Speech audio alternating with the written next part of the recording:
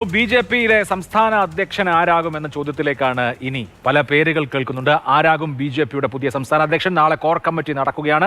രാജീവ് ചന്ദ്രശേഖറും പങ്കെടുക്കുന്നുണ്ട്. അദ്ദേഹം ഓസ്ട്രേലിയൻ യാത്ര ഒഴിവാക്കിയാണ് കോർ കമ്മിറ്റിയിൽ പങ്കെടുക്കുന്നത്. ദിനേശ്, അത് എന്തെങ്കിലും തരത്തിൽ നിർണായകമായ ഒരു തീരുമാനമാണോ എന്ന് നമുക്ക് കാത്തിരുന്ന് കാണാം. എന്തായാലും അധ്യക്ഷനെ പ്രഖ്യാപിക്കുന്ന സംസ്ഥാന കൗൺസിൽ പക്ഷേ വി മുരളീധരൻ പങ്കെടുക്കില്ല. അദ്ദേഹം ലബനിലേക്കുള്ള പ്രത്യേക സംഘത്തിൽ പോകുന്നത് കൊണ്ടാണ്.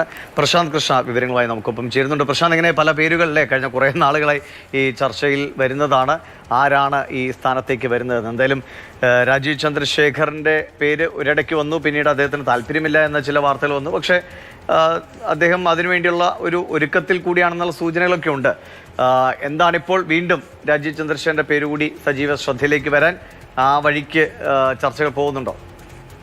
തീർച്ചയായും കേന്ദ്ര നേതൃത്വം പരിഗണിക്കുന്ന പല പേരുകളിലൊന്ന് രാജീവ് ചന്ദ്രശേഖർ തന്നെയായിരുന്നു. കാരണം ഒന്ന്, രാജീവ് ചന്ദ്രശേഖർ തിരുവനന്തപുരം ലോക്സഭാ തെരഞ്ഞെടുപ്പിൽ തിരുവനന്തപുരത്ത് വന്ന് മത്സരിച്ചപ്പോൾ അദ്ദേഹത്തിന് ഇവിടെ പ്രത്യേകിച്ച് ഗ്രൗണ്ടൊന്നും ഇല്ലാതിരുന്നിട്ട് പോലും ചുരുങ്ങിയ 3 മാസ കാലയളവ് കൊണ്ട് അദ്ദേഹം മികച്ച പ്രകടനം കാഴ്ചവെക്കാൻ സാധിച്ചു. 15,000 വോട്ടിന് മാത്രം പരാജയപ്പെടുന്ന ഒരു അവസ്ഥയുണ്ടായി. അപ്പോൾ രാജീവ് ചന്ദ്രശേഖറിന് അത്തരത്തിൽ രാജീവ് ചന്ദ്രശേഖറിന്റെ പ്രകടനം മികച്ചതായിരുന്നു എന്ന കേന്ദ്ര നേതൃത്വത്തിന്റെ വിലയിരുത്തൽ. ഇതിനെല്ലാം അപ്പുറത്തേക്ക് കേരളത്തിലെ ബി.ജെ.പിയുടെ ഒരുപാട് കാലത്തെ ഒരു പിന്നോട്ട് ഉള്ള അവസ്ഥ നോക്കിയാൽ 2 ഗ്രൂപ്പുകളിലായി നിൽക്കുന്ന, അല്ലെങ്കിൽ 2 ഗ്രൂപ്പുകളുടെ ഭാഗമായുള്ള വടംവലിയും മത്സരവുമാണ് നടന്നുകൊണ്ടിരിക്കുന്നത്. അതിനപ്പുറത്തേക്ക് സംഘടന എന്ന നിലയിൽ സംഘടനയുടെ വളർച്ച എന്ന രീതിയിൽ കാണുന്ന ഒരുപാട് പ്രവർത്തകരുണ്ട്. അങ്ങനത്തെ ഒരു വികാരമുണ്ട്. അതൊരു അടിയൊഴുക്ക് അണ്ടർ കറണ്ടായി ഇരിക്കുകയാണ്. അപ്പോൾ അവർ രാജീവ് ചന്ദ്രശേഖരനെ പിന്തുണയ്ക്കുന്നു എന്നാണ് പല മുതിർന്ന നേതാക്കളും, ചില മുതിർന്ന നേതാക്കൾ, ഗ്രൂപ്പിന്റെ ഭാഗമല്ലാതെ അല്ലെങ്കിൽ ഗ്രൂപ്പിനോട് വലിയ താല്പര്യമില്ലാതെ നിൽക്കുന്ന നേതാക്കളെല്ലാം നമ്മോട് പങ്കുവയ്ക്കുന്നത്. ഏതായാലും രാജീവ് ചന്ദ്രശേഖർ ഇപ്പോൾ ഈ രാജീവ് ചന്ദ്രശേഖരൻ പരിഗണിക്കുന്നു എന്ന കാര്യത്തിൽ RSSന്റെ നിലപാടും കേരളത്തെ സംബന്ധിച്ച് നിർണായകമാണ്. മുമ്പ് കുമ്മനമടക്കം അപ്രതീക്ഷിതമായി സംസ്ഥാന അധ്യക്ഷ പദവിയിലേക്ക് എത്തിയപ്പോൾ RSSന് ഒരു സേ ഉണ്ടായിരുന്നു. സ്വാഭാവികമായി ഈ കാര്യം തീരുമാനിക്കുമ്പോൾ RSSന്റെ അഭിപ്രായം കൂടി പരിഗണിക്കില്ല. MT രമേശിന്റെ പേര് ദീർഘനാളായി ആ സ്ഥാനത്തേക്ക് പറഞ്ഞു കേൾക്കുന്നതാണ്. അപ്പോൾ സീനിയോറിറ്റി അനുസരിച്ചാണെങ്കിൽ കെ സുരേന്ദ്രൻ, MT രമേശൊക്കെ ഒരേ കാലഘട്ടത്തിൽ യുവജന സംഘടനയിൽ പ്രവർത്തിച്ചവരാണ്. കെ സുരേന്ദ്രൻ മാറുമ്പോൾ MT രമേശ് എന്നുള്ളതാണ് പൊതുവെ കേട്ടിരുന്ന ഒരു സംസാരം. അതിനപ്പുറത്തേക്ക് രാജീവ് ചന്ദ്രശേഖർ വരണമെങ്കിൽ അതിന് തക്കതായ നീക്കങ്ങൾ നടക്കണമല്ലോ. MT രമേശിനെ വെട്ടി രാജീവ് ചന്ദ്രശേഖർ വരണമെങ്കിൽ അതിന് കാരണമാകാവുന്ന ഘടകം എന്താണ്?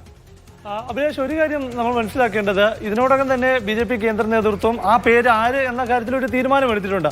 നാളെ പ്രഹ്ലാദ് ജോഷി ഇവിടെ വന്ന് കോർ കമ്മിറ്റിയിൽ ഈ പേര് നിർദ്ദേശിക്കുമ്പോൾ ആ പേര് ഒറ്റ പേരായിരിക്കും നിർദ്ദേശിക്കുന്നത്. ആ പേര് എതിർക്കപ്പെടാനുള്ള സാധ്യതകളില്ല. അപ്പോൾ ആ ആളോട് നോമിനേഷൻ നൽകാൻ പറയും. തീർച്ചയായും കെ സുരേന്ദ്രനോട് തുടരാൻ പറയുമോ എന്നത് മാത്രമേ അറിയാനുള്ളൂ. കാരണം തദ്ദേശ തെരഞ്ഞെടുപ്പിന് അധികം നാളില്ല. പിന്നെ അപ്പോൾ അതിനിടയ്ക്ക് ഒരു പുതിയ പ്രസിഡന്റ് വന്നു കഴിഞ്ഞാൽ 1 മാസ കാലയളവ് ഇതിനെല്ലാം ഒന്ന് പരിചയപ്പെടാനുള്ള ഒരു സമയമായിരിക്കും. അതിനുശേഷം അതിനപ്പുറത്തേക്ക് സംഘടനാ പ്രവർത്തനങ്ങൾ ഏകോപിപ്പിക്കാൻ ജില്ലകളിലെ പുനഃസംഘടന വേണം, സംസ്ഥാന പുനഃസംഘടന എല്ലാം തന്നെ നടപ്പാക്കണം. അപ്പോൾ ഈ ഒരു മാറ്റത്തിന് ഇപ്പോൾ കേന്ദ്ര നേതൃത്വം തയ്യാറായാൽ തന്നെ ദീർഘകാലമായി സംഘടനാ രംഗത്തുള്ള ജനറൽ സെക്രട്ടറിയായി സേവനമനുഷ്ഠിക്കുന്ന MT രമേശിന് തന്നെയാണ് സാധ്യത കൂടുതൽ.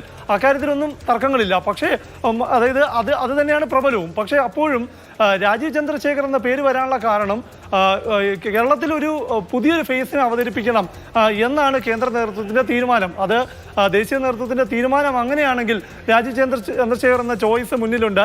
രാജീവ് ചന്ദ്രശേഖറും പല ഘട്ടത്തിലും ഇക്കാര്യങ്ങൾ തന്നെ പരിഗണിക്കുന്നു എന്നുള്ള സൂചനകൾ അദ്ദേഹവും നൽകിയിട്ടുണ്ട്. ഏതായാലും അതിന് അനുകൂലമായ ചില ഘടകങ്ങളാണ് ഞാൻ നേരത്തെ പറഞ്ഞത്. ഒന്ന്, അദ്ദേഹത്തിന് ഇവിടെ വന്നതിന് ശേഷം ലോക്സഭാ തെരഞ്ഞെടുപ്പിൽ അദ്ദേഹം കാഴ്ചവെച്ച ഒരു പ്രകടനം, അതിൽ ദേശീയ നേതൃത്വത്തിന് വലിയ മതിപ്പാണുള്ളത്. പ്രധാനമന്ത്രി തന്നെ അദ്ദേഹത്തിൻ്റെ അന്ന് ഈ വോട്ടെണ്ണൽ നടക്കുന്ന ഘട്ടത്തിൽ പ്രധാനമന്ത്രി നേരിട്ട് PMO ഓഫീസിൽ നിന്ന് നേരിട്ട് ഈ മികച്ച ലീഡ് നേടിക്കൊണ്ടിരുന്ന അവസരത്തിൽ, ഒരു 30,000 ഒക്കെ ലീഡിലേക്ക് എത്തിയ അവസരത്തിൽ PMO നേരിട്ട് തന്നെ അഭിനന്ദിച്ച സന്ദേശമെല്ലാം പുറത്തു വന്നിരുന്നത്. അപ്പോൾ അതുകൊണ്ട് തന്നെ തിരുവനന്തപുരത്തെ പരാജയം രാജീവ് ചന്ദ്രശേഖറിന്റെ വീഴ്ച കൊണ്ടാണ് എന്ന് ബി.ജെ.പി കേന്ദ്ര നേതൃത്വം കരുതുന്നേയില്ല. രാജീവ് ചന്ദ്രശേഖറിന് മറ്റൊരു ഘടകം കൂടിയുള്ളത്, അദ്ദേഹത്തിന് പരമ്പരാഗത രാഷ്ട്രീയക്കാരനല്ല. അപ്പോൾ സുരേഷ് ഗോപി തൃശ്ശൂർ ജയിച്ചത് പരമ്പരാഗത രാഷ്ട്രീയക്കാരന്റെ കുപ്പായത്തിലല്ല. അതുകൊണ്ട് ഒരു പൊതു സ്വീകാര്യത എന്ന ഘടകം കൂടി കണക്കിലെടുത്താൽ ഒരു പക്ഷേ രാജീവ് ചന്ദ്രശേഖരനും പാർട്ടിക്കുള്ളിലെ വിഭാഗീയതകൾ അതേസമയം തന്നെ പാർട്ടി മെഷീനറിയെ ചലിപ്പിക്കുക എന്നുള്ളത് തെരഞ്ഞെടുപ്പിൽ മത്സരിക്കുന്നത് പോലെ അല്ല എന്ന ഒരു പ്രശ്നം കൂടിയുണ്ട്. അത് ദീർഘകാലമായി പാർട്ടിയിൽ വേരുള്ള വിദ്യാർത്ഥി കാലം മുതൽ സംഘടനാ സംവിധാനത്തിനൊപ്പം നിന്ന ആളുകൾക്ക് കുറെ കൂടി എളുപ്പത്തിൽ പ്രവർത്തകരുമായും യൂണിറ്റ് തലം മുതലുള്ള ഭാരവാഹികളുമായിട്ടുള്ള ഒരു കണക്ട് ഉണ്ട്. അത് പക്ഷേ രാജീവ് ചന്ദ്രശേഖരൻ ഇല്ല. ഒരു കോർപ്പറേറ്റ് തലത്തിൽ ഇതൊക്കെ ഏകോപിപ്പിക്കുന്ന ആളുകൂടിയാണ്. ഏത് രീതിയാണ് വിജയിക്കാണെന്ന് നമുക്ക് നോക്കാം. അത് കാത്തിരുന്ന് കണ്ട കാര്യമാണ്. എന്തായാലും നാളെ അറിയാം ആരാകും പുതിയ ബി.ജെ.പിയുടെ അധ്യക്ഷൻ എന്ന്.